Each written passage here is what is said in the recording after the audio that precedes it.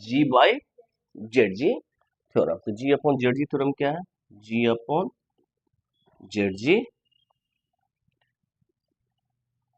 जी upon G upon H जो है वो अबेलियन हो, तो जरूरी नहीं है कि जी भी अबेलियन होगा।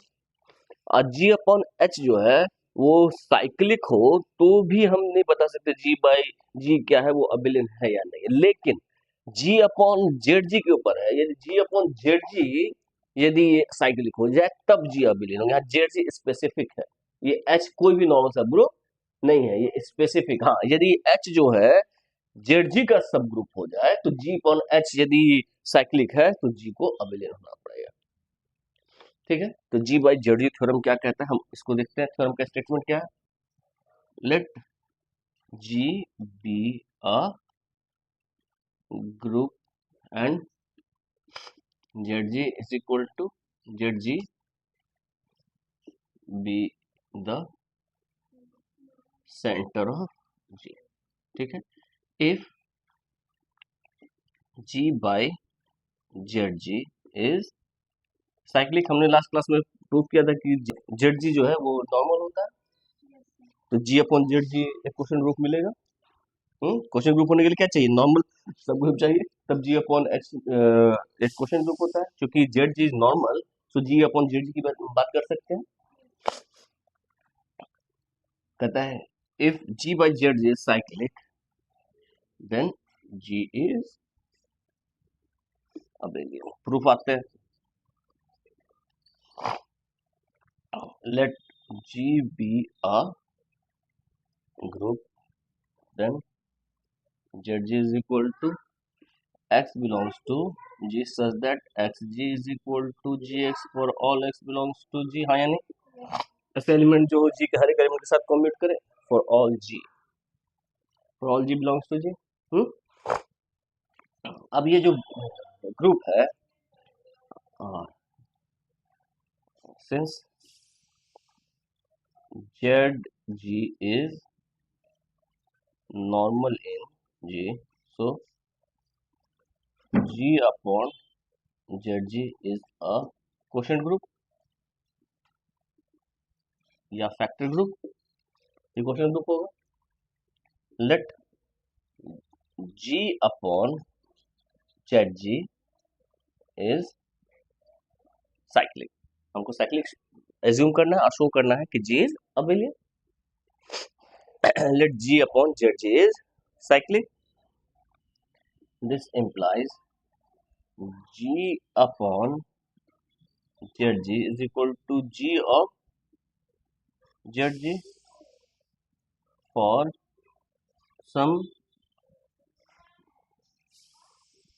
Generator G upon Z G belongs to G upon Z G. हाँ या नहीं?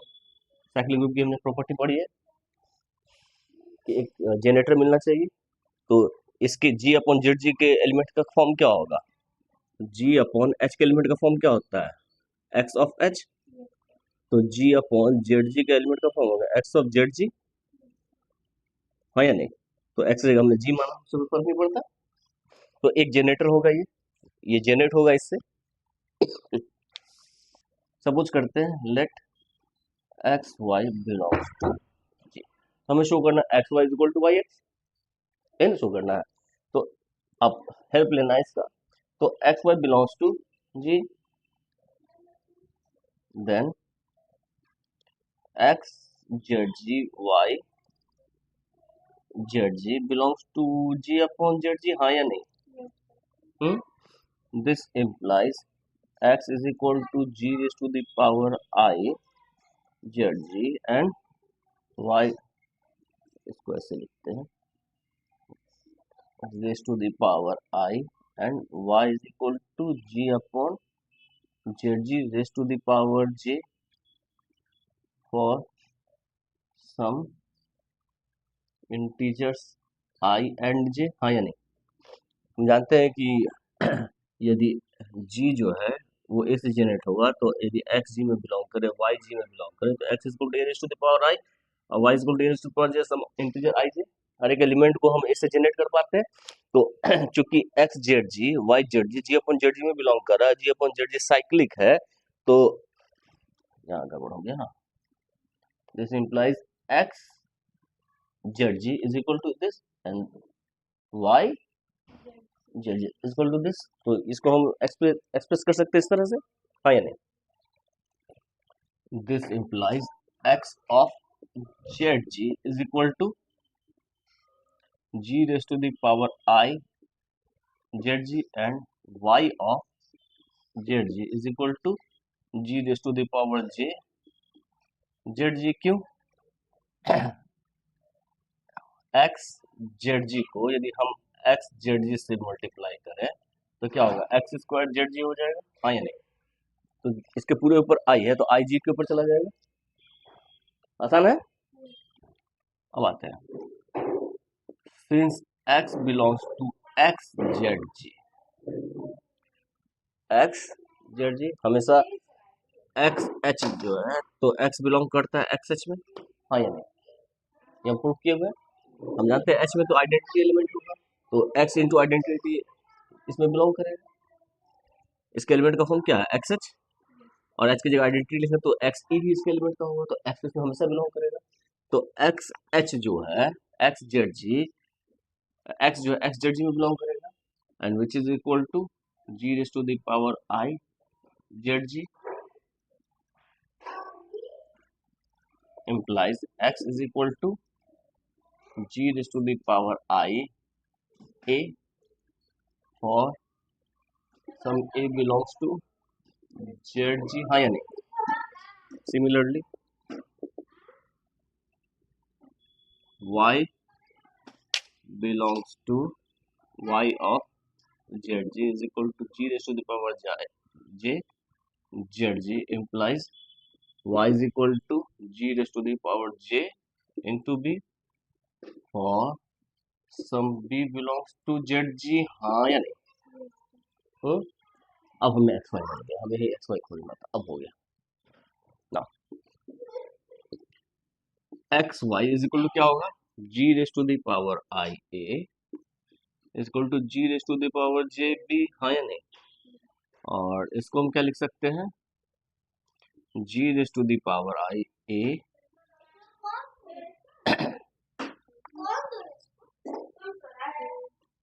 हमको इसको इधर लेके आना है, इसको इधर लेके जाना है, ठीक है। और ए और बी कैसा एलिमेंट है, जेड जी का एलिमेंट है, तो ए हर एक एलिमेंट के साथ कम्यूट करेगा, तो ए जी आई के साथ भी कम्यूट करेगा, ए इसके साथ भी कम्यूट करेगा, तो ए वाला को उधर लेके जाना है, उसको क्या लिख सकते हैं, G I G J A B, क्यों, since A belongs to Z G is equal to G I और जी जे इसको बी ए, क्यों, since A belongs to Z G, हाँ या नहीं? This is G I B G J, ये हो जाएगा ए, ठीक है। This is equal to G B G I G J A, हाँ या नहीं? And this is equal to यहाँ से हम यहाँ आते हैं, यहाँ से यहाँ आ रहे हैं, ये क्या होगा, this is equal to B of G J G I A, क्यों कि G of J is equal to G of I plus J, और इसको लिख सकते हैं जी ऑफ जे प्लस आई, यानी कि G of J ji of आई लिख सकते हैं, तो हमने डायरेक्ट लिख दिया। और इसको हम लिख सकते हैं बी जी जे और ए जी आई, क्योंकि ए जेड में बिलोंग करा तो ये कम्यूट करेगा, क्यों, since A belongs to Z G, ठीक है। यहाँ पर क्यों, since B belongs to Z G implies y x, hence g is abelian। Proof हो गया, आसान सा प्रूफ था।